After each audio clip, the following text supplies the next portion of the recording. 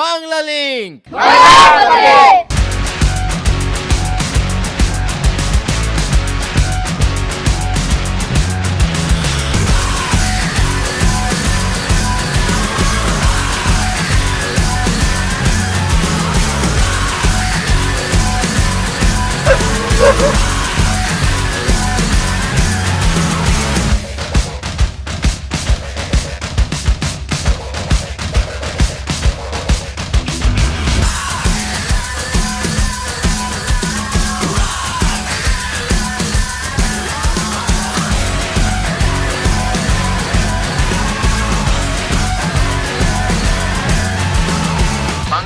বাংলার পথে।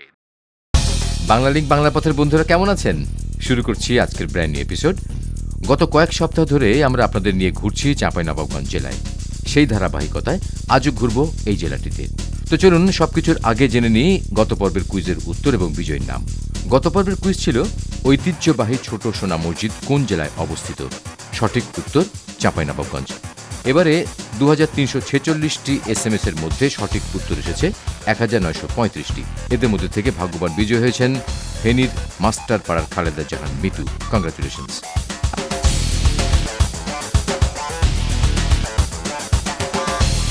ভাই বাবুডাইংটা কোন দিকে হবে? বাবুডাইং এইটাই রাস্তা। চাঁপাইনবাবগঞ্জে আসার পর থেকেই প্রতিদিনই কম বেশি বৃষ্টি হচ্ছে, তবে আজকের সকালটা খুবই ঝকঝকে। এই সুন্দর সকালে আপনাদের নিয়ে চলেছি প্রাকৃতিক সৌন্দর্যে ঘেরা বাবুডাইংয়ে।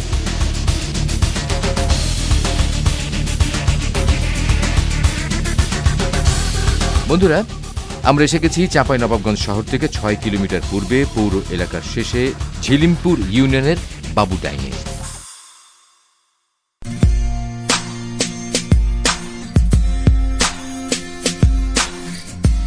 চাঁপাইনবাবগঞ্জের অনেকেই আমাদেরকে এই বাবুডাইং দেখার জন্য বলেছেন এটি এই এলাকার সবচেয়ে সুন্দর জায়গা।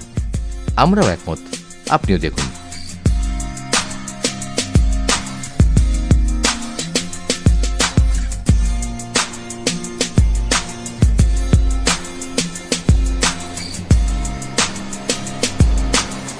দুশো বিঘারও বেশি এলাকা জুড়ে গড়ে উঠেছে বাবুডাইংয়ের এই প্রাকৃতিক সৌন্দর্য।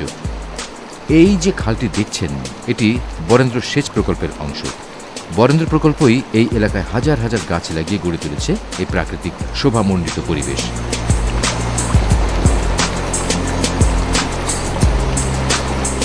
কয়েক বছর আগেও বাবুডাইং এলাকার মানুষের কাছে পরিচিত ছিল না, কিন্তু এখন এটি চাঁপাইনবাবগঞ্জের পরিচিত একটি পিকনিক স্পট। তাছাড়া বিকেলে এখানে হাওয়া খেতে আসা মানুষের সংখ্যা একেবারে কম না। তবে বেড়াতে আসা মানুষের জন্য খাবার, পানি ও টয়লেটের কোনো ব্যবস্থা এখানে এখনো গড়ে ওঠেনি।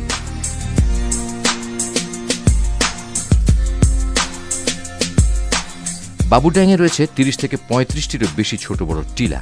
চলুন সেখান থেকে ঘুরে আসি। টিলাগুলোতে রয়েছে হাজার হাজার গাছ, যা তরতর করে বেড়ে উঠছে। শিশু, মেহগনি সহ অনেক প্রজাতির গাছের সমারোহ দূর থেকে একে গাজীপুরের শালবাগানের মতো মনে হয়। এগুলো হচ্ছে অর্জুন গাছ, অর্জুন গাছের ছাল।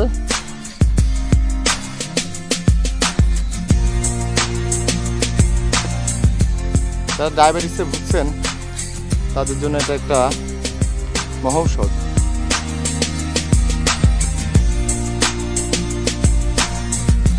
বাবুডাইং ছাড়াও চাঁপাইনবাবগঞ্জের শিবগঞ্জে চককীর্তি ইউনিয়নের কয়েকটি গ্রামের পাশ দিয়ে বয়ে গেছে 3 কিলোমিটার লম্বা স্বচ্ছ পানির এক দারুণ জলাশয়। শৈলা নামের সেই প্রাকৃতিক জলকটটিও দেখতে মনোরম। বলতে গেলে পুরো চাঁপাইনবাবগঞ্জটি প্রাকৃতিক সৌন্দর্যে ভরা। আমবাগান, নদী, বিল, বিস্তীর্ণ ফসলের মাঠ, এটা আমাদের বাংলার রূপ। বাবুডাইং নামটা শুনলে মনে হয় কোনো একটা পোশাক কাপড়ে রং করার কোনো একটা ফ্যাক্টরি। ডাইং, আসলে ডাইং মানে হচ্ছে উঁচা জায়গা। এই জায়গাগুলো সব টিলার মতো, এবং এই জায়গাটাই একমাত্র চাঁপাইনবাবগঞ্জের বিনোদন কেন্দ্র বলতে পারেন, যেখানে মানুষ বেড়াতে আসে। বাংলা লিংক। বন্ধুরা, প্রাকৃতিক সৌন্দর্য দেখা হলো, এবার চলুন দেখে আসি একটা স্টেশন। স্টেশনটি একসময় এই অঞ্চলের সবচেয়ে ব্যবসা মুখর স্টেশন ছিল, যেখানে চলত 24 ঘন্টার বাজার।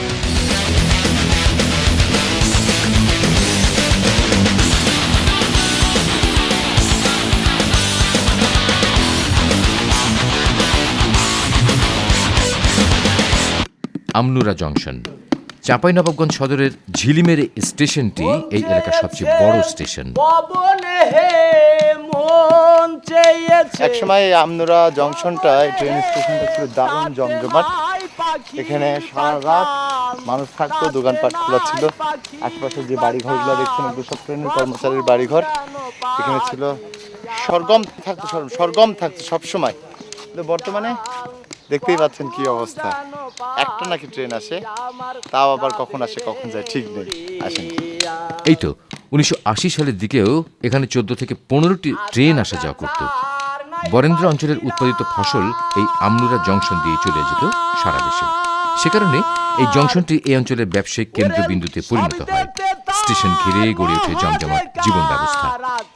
চাঁপাইনবাবগঞ্জ জেলায় 6টি রেল স্টেশন আছে, বাকি 5টি স্টেশন আমনুরা জংশনের সাথে সংযুক্ত।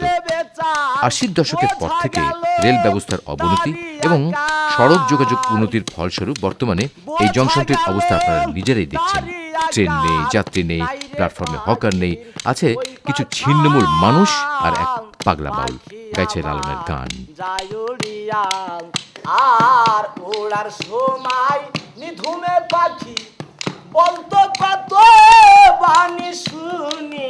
ওড়ার সময় নিধুমে পাখি বলতো কত বাণী শুনি।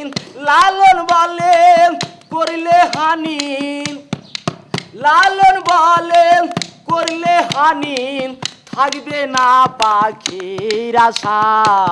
কখন জানো পাখি আমার যাই যায় উড়িয়া, কখন জানো পাখি আমার যায় উড়িয়া। বাংলা লিঙ্ক বাংলার পথে। বর্তমান সময়ে মোবাইল ফোন ব্যবহারের কারণে আমরা প্রিপেড শব্দটার সঙ্গে দারুণভাবে পরিচিত। সবাই কোনো না কোনোভাবে প্রিপেড মোবাইল ফোন আমরা ব্যবহার করি। প্রিপেড আরও অনেক কিছু আছে, সামনে আরও অনেক কিছু আসবে। কিন্তু এই বরেন্দ্র অঞ্চলে কৃষকরা আরেক ধরনের প্রিপেড কার্ড ব্যবহার করে। সেটা কি কার্ড আসেন দেখি। এটা কার্ড, এটা আপনার ছবি।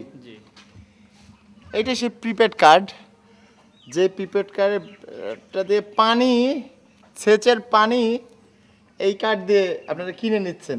5 টাকার পানি চাইলে এই কার্ড দিয়ে দেন, 5 টাকার পানি বের হয়।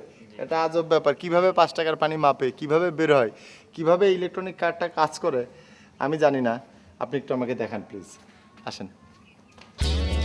এটি সে পানি সেচের প্রিপেড যন্ত্র।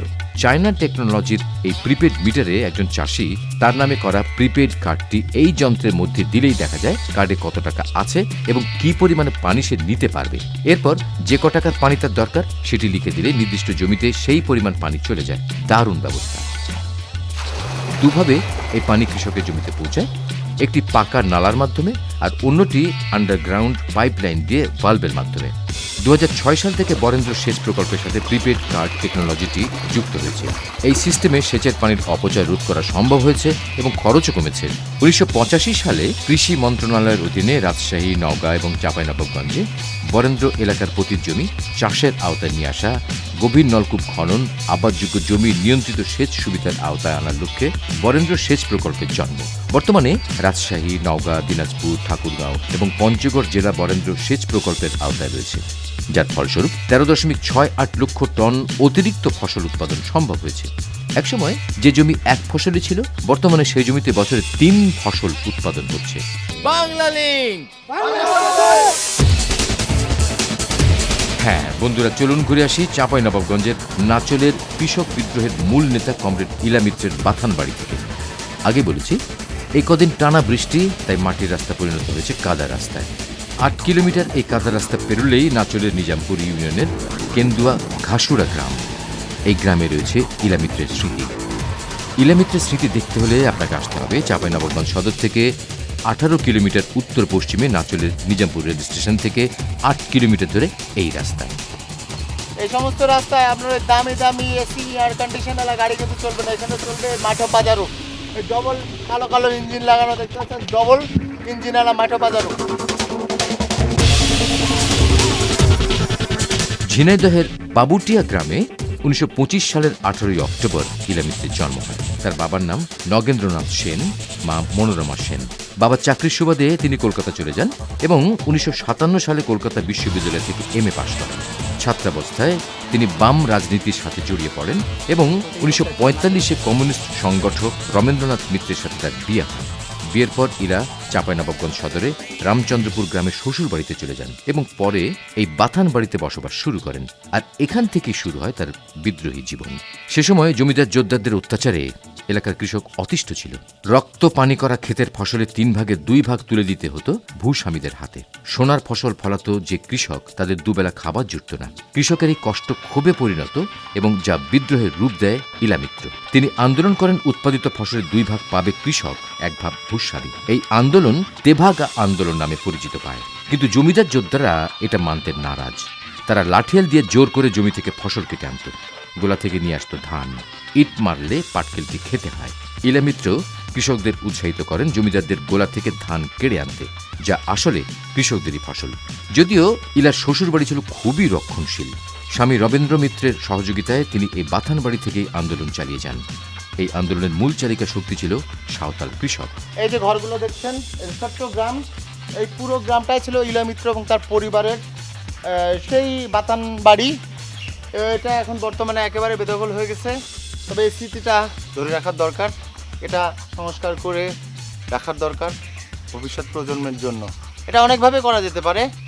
এখানে একটা পিকনিক স্পট করা যেতে পারে, আরও এখানে একটা স্মৃতিসৌধ করা যেতে পারে, অনেক কিছুই করা যেতে পারে। যেটা ভালো সেটাই করবেন কর্তৃপক্ষ। ইলামিত্র সমস্ত কৃষকদের একত্রিত করে প্রতিরোধ গড়ে তোলে, যার অধিকাংশ ছিল আদিবাসী সাঁওতাল কৃষক। তেভাগা আন্দোলন যখন তুঙ্গে, তখন ভূস্বামীরা ইলামিত্রের নামে জমির ফসল লুট, চুরি, ডাকাতির 7টিরও বেশি মামলা দেয়। ইলামিত্রের মাথার উপর ঝুলতে থাকে হুলিয়া। হুলিয়া মাথায় নিয়েই আন্ডারগ্রাউন্ডে থেকেই ইলামিত্র আন্দোলন চালিয়ে যান। 1950 সালের 7 জানুয়ারি নাচল থেকে ভারতের মালদা যাওয়ার পথে রোহনপুর স্টেশনে ইলামিত্র গ্রেপ্তার হন। এরপরে ঘটনাটি শুনবেন বিরতির পর। বাংলা লিংক বাংলার পথে। বাংলা লিংক বাংলার পথে। বাংলা লিংক বাংলার পথে। হ্যাঁ, বিরতির পর আবারও স্বাগতম বাংলা লিংক বাংলার পথে। বন্ধুরা, আপনারা শুনছিলেন চাঁপাইনবাবগঞ্জের নাচলের কমরেড ইলামিত্রের তেভাগা আন্দোলনের গল্প। 1950 সালের 7 জানুয়ারি রহনপুর রেলওয়ে স্টেশনে তাকে গ্রেপ্তার করার পর তাকে রহনপুর পুলিশ স্টেশনে নিয়ে যাওয়া হয় এবং ওই দিন রাত থেকেই নির্যাতন চালানো হয়। ইলামিত্রের উপর নির্যাতন বর্বরতার সমস্ত সীমা অতিক্রম করে। রহনপুর পুলিশ স্টেশনে নির্যাতনের সময় ইলামিত্রকে শর্ত দেওয়া হয় তার বিরুদ্ধে আনা সমস্ত অপরাধ স্বীকার করতে, আর তা না হলে তাকে নগ্ন করে থানা হাজতে রাখা হবে। ইলামিত্রের মুখ বন্ধ ছিল। নগ্ন অবস্থায় থানা হাজতে তার উপর চালানো হয় পাশবিক নির্যাতন, যার মধ্যে ধর্ষণও বাদ ছিল না। ইলার শারীরিক অবস্থা আশঙ্কাজনক হয়ে গেলে জানুয়ারির 10 তারিখে তাকে চাঁপাইনবাবগঞ্জ সদরের এই থানা হাজতে নিয়ে আসা হয়। এখানেও মৃতপ্রায় ইলার উপর চালানো হয় নির্যাতন। অবস্থা আরও খারাপ হলে স্থানীয় ডাক্তার আইয়ুব আলী ইলামিত্রের চিকিৎসার জন্য আসেন। তার পরামর্শ মতো ইলাকে ভর্তি করা হয় নবাবগঞ্জ হাসপাতালে। বাংলা লিংক বাংলার পথে। 1950 সালের 10 থেকে 16 জানুয়ারি পর্যন্ত ইলামিত্রকে চাঁপাই পুলিশ স্টেশনে রাখা হয়।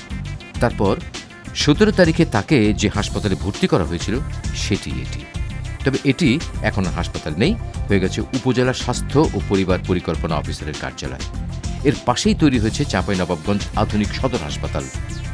2002 সালের 13 অক্টোবর কৃষক আন্দোলনের পথিকৃৎ কমরেড ইলামিত্রের সংগ্রামী জীবনের অবসান ঘটে। তেভাগা আন্দোলনের কিংবদন্তি ইলামিত্রের অনেক স্মৃতি আছে চাঁপাইনবাবগঞ্জের বিভিন্ন স্থানে। এই ইতিহাস ভবিষ্যৎ প্রজন্মের জন্য সংরক্ষণ করা উচিত। বাংলা লিংক বাংলার পথে।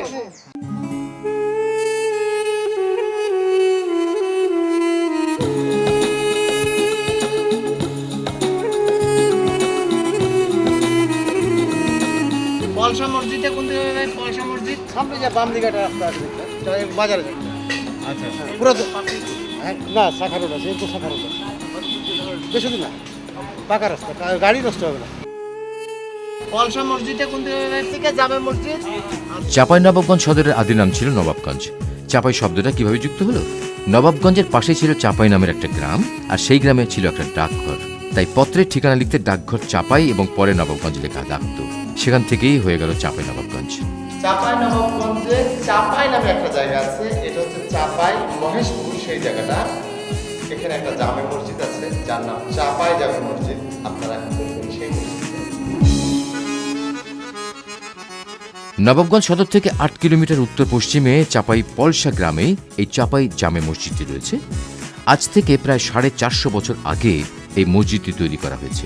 মসজিদে প্রাপ্ত শিলালিপি থেকে পাওয়া তথ্যে জানা যায় আলী ওয়াজ খিজির খান নামে একজন এই মসজিদটি নির্মাণ করেছেন। তবে বর্তমানে মসজিদটি সংস্কারের ফলে এর সামনের দিকের আদিরূপ সম্পূর্ণটাই ঢাকা পড়ে গেছে। চাপাই জামে মসজিদের পাশ দিয়ে বয়ে গেছে মহানন্দা নদী। বাংলা লিংক।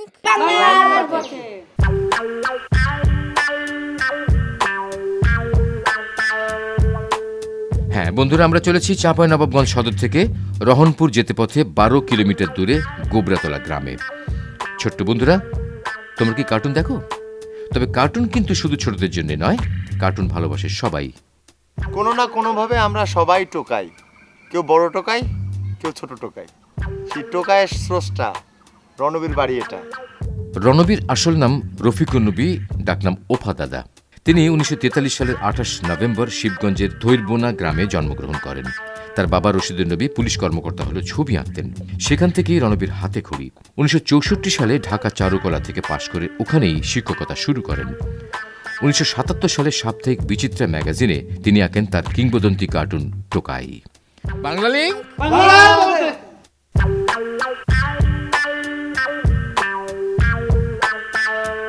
বন্ধুরা, আমরা চলেছি চাপাই সদর থেকে 33 কিলোমিটার উত্তর পশ্চিমে গোমস্তাপুর উপজেলার রহনপুর রেলওয়ে শুল্ক স্টেশনে। রহনপুর খুব প্রাচীন একটা জনপদ। ব্যবসা বাণিজ্যে এতটাই এগিয়ে ছিল যে 1995 সালে রহনপুর পৌরসভায় উন্নীত হয়। রহনপুরের সাথে ভারতের সরাসরি ট্রেন যোগাযোগ রয়েছে। ব্রিটিশ আমলের প্রথম দিকে তৈরি করা রেলওয়ে স্টেশনের মধ্যে অন্যতম এই রহনপুর রেলওয়ে স্টেশন। দেশ বিভাগের পরে ভারতের সাথে পণ্য যাওয়া আসার প্রয়োজনে রহনপুর রেলওয়ে স্টেশন রেলওয়ে শুল্ক স্টেশনে পরিণত হয়। এই শুল্ক স্টেশনে বছরে 50 কোটি টাকা রাজস্ব আয় হয়। ভারত থেকে আমদানি করা হয় গম, ভুট্টা, চাল, ডাল সহ নানা রকম খাদ্যদ্রব্য।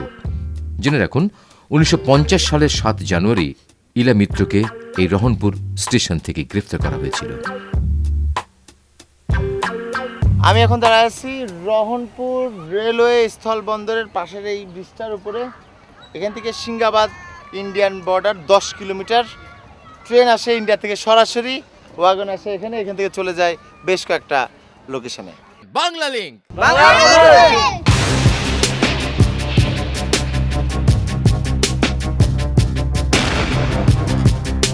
রহনপুর স্টেশনের পাশে রয়েছে মুক্তিযুদ্ধের স্মৃতি। পুনর্ভবা নদী তীরে এই গণকবরটি পাকিস্তানি বর্বরতার সাক্ষ্য বহন করছে। বর্বর পাকিস্তানি সেনাবাহিনী ও তাদের এদেশীয় দালালদের সহযোগিতায় এদেশের শান্তিকামী এবং স্বাধীনতায় বিশ্বাসী মানুষদের নিষ্ঠুর, নির্মম এবং নৃশংসভাবে হত্যা করত। তারপরে এখানে পুঁতে রাখত। শুধু তাই না, এখানে ধর্ষণের পর নির্মমভাবে খুন হওয়া অনেক মা বোনের লাশও রয়েছে।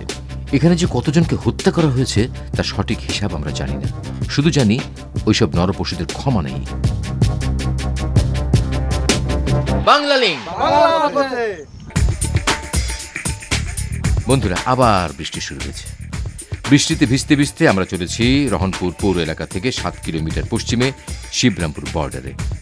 তো যেতে পথে লিখে নিন আমাদেরকে যোগাযোগের ঠিকানা। পরিচালক বাংলা লিংক, বাংলার পথে, 25 দিলু road, news carton, Dhaka 1000 Bangladesh. আমাদেরকে SMS করতে পারেন, লিখে নিন 01911624736। আমি আবার বলছি 01911624736 এই নম্বরে। ইমেল করতে চাইলে করতে পারেন। অ্যাড্রেসটি হল tinkutraveler@yahoo.com। বর্ডারটা কত দূরে? কত দূর? 1 কিলো? 1 কিলো হবে না? কত দূর হবে? যাওয়া যাবে না, হাইটে যাওয়া যাবে।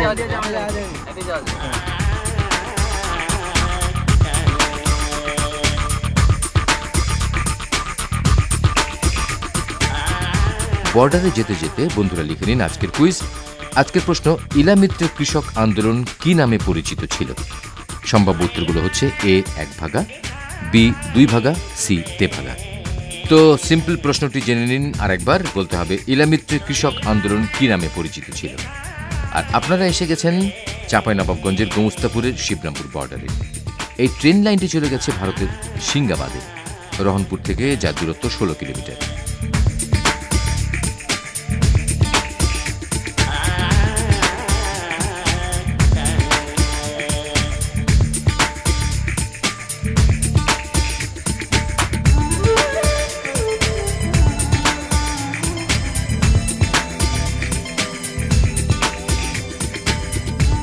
আমি এখন একেবারে 0 পয়েন্টে দাঁড়ায় আছি। আমার এবারে বাংলাদেশ, এবারে ভারত। চাঁপাইনবাবগঞ্জ বাংলাদেশের সর্বপশ্চিমে এমন এক জায়গায় অবস্থিত যা 3 দিকে ভারত। তাই এই জেলা যেদিকেই যাবেন সেদিকে চোখে পড়বে বর্ডার। শিবরামপুর বর্ডারে এসে শেষ হয়ে গেল আজকের বাংলা লিঙ্ক বাংলার পথে। আমাদের আগামী পর্ব থাকবে চাঁপাইনবাবগঞ্জের দারুণ দারুণ লোকেশন। দেখার আমন্ত্রণ রইল। ভালো থাকবেন, টাটা।